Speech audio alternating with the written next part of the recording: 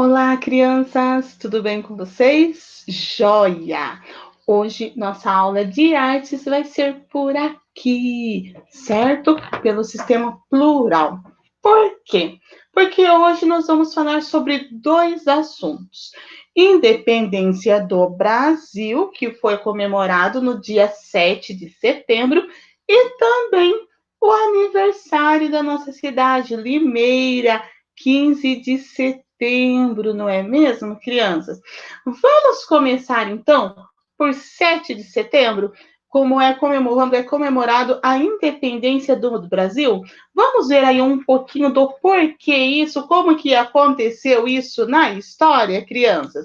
Vamos lá então. Olha só, a professora vai compartilhar a tela com vocês aqui para vocês verem então agora os slides que eu preparei para a aula de hoje, ok? Vamos lá então, crianças. Olha só aqui, ó. Olha lá, vamos aqui, vamos acompanhar então. 7 de setembro, independência do Brasil. No dia 7 de setembro de 1822, Dom Pedro declarou a independência brasileira. E atualmente esse acontecimento é celebrado como feriado nacional. Na ocasião, Dom Pedro, futuro Dom Pedro I, posicionado às margens do rio Ipiranga de São Paulo, declarou a independência do Brasil e deu início ao processo de separação do laço colonial do nosso país com Portugal. O grito do Ipiranga é famoso momento da independência do Brasil em relação a Portugal. Foi declarado em 1822. Olha só, ele estava lá juntamente com a sua comitiva voltando de Santos, crianças, certo? Olha só, e essa data então foi marcada pelo grito do Ipiranga, que foi quando Dom Pedro gritou às margens do riacho: independência ou morte. Nós vamos ver aí mais detalhada essa história aí, ok? Olha só, por que ocorreu a independência? A independência brasileira foi resultado do desgaste da relação de Portugal com a elite brasileira no começo do século XIX. O processo de rompimento entre Brasil e Portugal foi uma consequência direta da transferência da corte portuguesa para o Rio de Janeiro em 1808.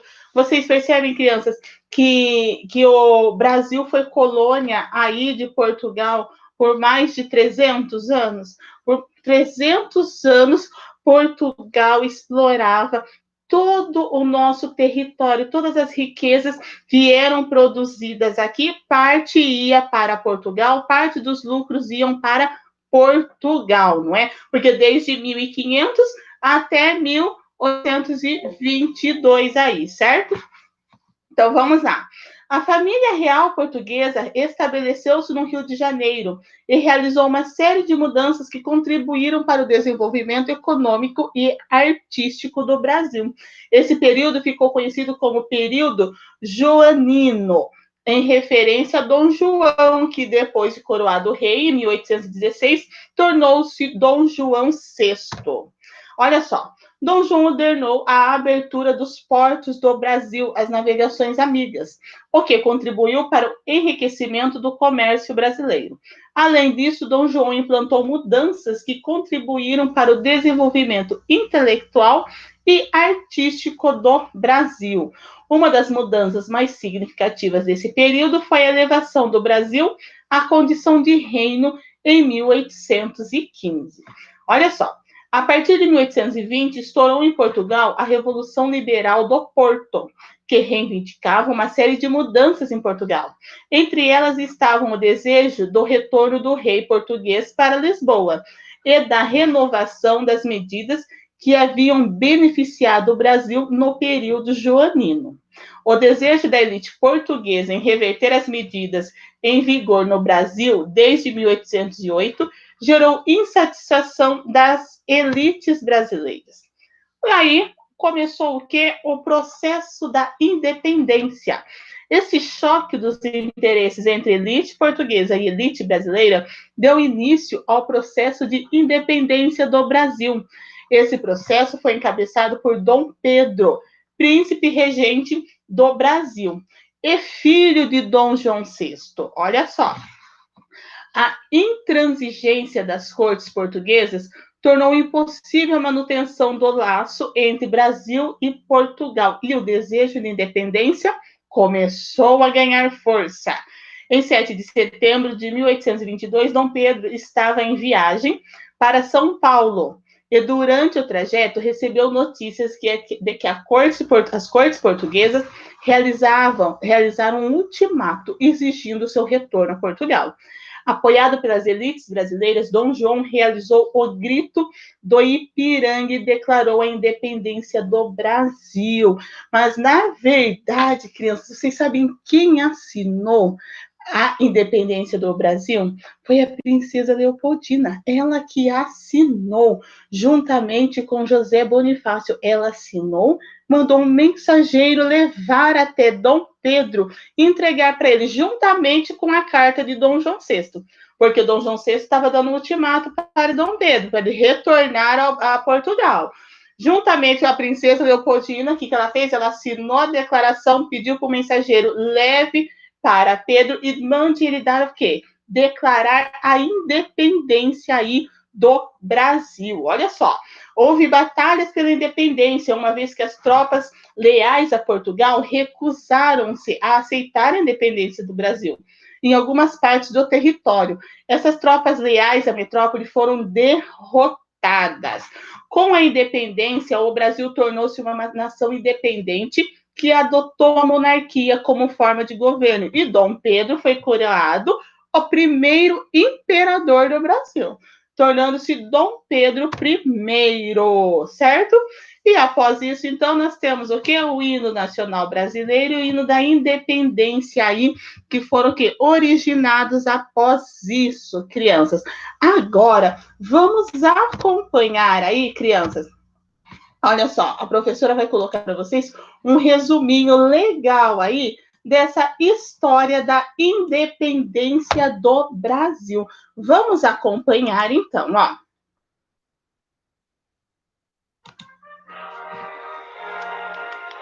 Crianças, hoje teremos uma aula diferente.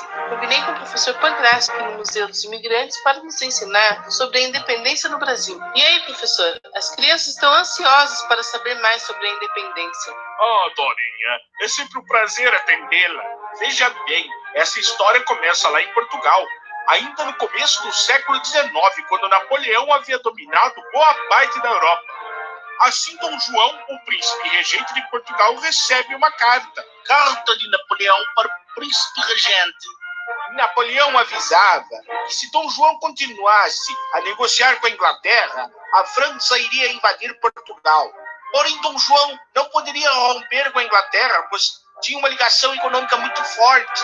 Assim, contrariando Napoleão, Portugal acabou sendo atacada e a coroa portuguesa sai de Portugal e vem parar na colônia mais rica, o Brasil. Era 1808. O Dom João VI era casado com Carlota Joaquina e tinha vários filhos. O mais famoso deles era o Pedrinho. Eles chamaram José Bonifácio para ser o tutor de Pedrinho. José Bonifácio foi considerado um dos principais articuladores da independência do Brasil. Pedrinho cresceu no Rio de Janeiro. Era um menino que amava cavalos. Aos poucos, Pedro estava compreendendo assuntos importantes como política, economia e cultura. Dom Pedro tornou-se popular convivendo com o povo do Rio de Janeiro. Em 1815, o Brasil foi elevado a Reino de Portugal. Dom João governava Portugal e o Brasil. O pai de Dom Pedro era rei de Portugal, mas morava no Brasil, não é? Sim, mas o povo de Portugal exigiu a volta do rei e fizeram uma revolução por lá. A revolta do Porto. Majestade, estão exigindo que volte para Portugal. Querem que faça a Constituição e que o herdeiro retorne imediatamente. Sobrou para mim. Depois que Dom João voltou para Portugal, eles exigiram que Dom Pedro também retornasse. Mas os brasileiros perceberam que a volta de Dom Pedro para Portugal era uma estratégia para diminuir a influência da corte do Rio de Janeiro. Iniciaram um manifesto para pedir que o príncipe permanecesse no Brasil. Então Dom Pedro disse: diga ao povo que eu fico. Dom João VI voltou para Portugal. Dom Pedro ficou no Brasil, governando no lugar de seu pai. Mas Dom João VI queria governar através de Dom Pedro, obrigando ele a obedecer às ordens portuguesas. Dom Pedro não teria liberdade para governar o Brasil. E isso ficou claro depois que Dom João VI enviou uma mensagem para ele. Era o dia 6 de setembro de 1822. Dom Pedro estava a caminho de São Paulo. Havia parado em Santos visitando José Bonifácio. Lá Dom Pedro experimentou pela primeira vez uma feijoada acompanhada de uma tenra leitoa pururuca. A comitiva que acompanhava Dom Pedro subiu a Serra de Santos montada em mulas. Eles chegaram em São Paulo pela manhã do dia 7 de setembro de 1822, quando Dom Pedro estava às margens do rio Ipiranga. Ele sentiu uma forte dor de barriga. Ai, minha barriga. A comitiva havia parado para Dom Pedro resolver seus problemas, quando chegou um mensageiro com a carta de Dom João VI. Majestade, majestade, carta de vosso pai. O quê? Meu pai pensa que eu sou uma criança. O que vai fazer, Dom Pedro? O que eu já deveria ter feito há muito tempo. Independência ou morte! Assim, nas margens do rio Ipiranga, nasceu o nosso país. Os problemas continuaram? Não é bem assim. Essa independência política levou o Brasil a ter uma dependência econômica da Inglaterra. Dom Pedro I teve que emprestar dinheiro dos ingleses, além do mercado brasileiro ficar dependendo das libras da Inglaterra. Então nosso país já nasceu devendo? Glorinha, Dom Pedro teve que enfrentar inúmeras dificuldades durante seu governo, mas esse é um assunto para outra conversa. Só estranhei que a independência foi proclamada por um português e não por um brasileiro.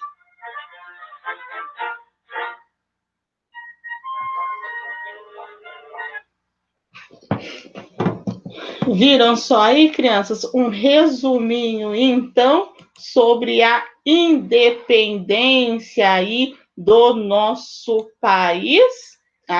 Então, agora, já que nós já vimos, então, aí a independência do Brasil, agora nós vamos para hoje, já passamos dia 7 de setembro, agora nós vamos para 15 de setembro, aniversário da nossa cidade, Limeira.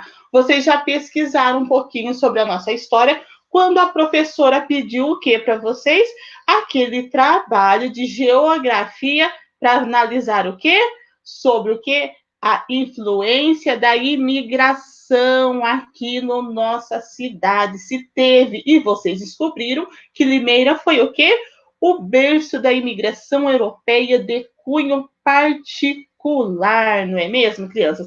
Então, aqui, ó, aqui a professora está no site, aqui, no Wikipedia, aqui falando, tem a história de Limeira, quando que foi aqui, ó, quando que ela foi fundada, tem a origem lendária aí dela, a origem lendária do nome aí de Limeira, como que foi a história. E é bacana também, crianças, sabe onde também tem sobre a história de Limeira? Olha aqui, ó, no portal do colégio, olha só, portal São Francisco, também tem uma história bem completa, resumida aí para vocês, resumida não, bem detalhada, aliás, está com imensos detalhes maravilhosos aí, sobre a história de Limeira, até acontecimentos mais recentes, tá? Então, olha só, a povoação de Limeira foi fundada no ano de 1826, sob os auspícios do capitão Luiz Manuel da Cunha Bastos, o fundador.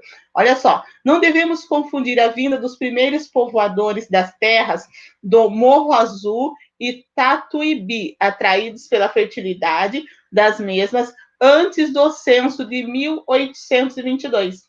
Com o aparecimento da povoação à margem da estrada Morro Azul, a Campinas, aberta em 1826.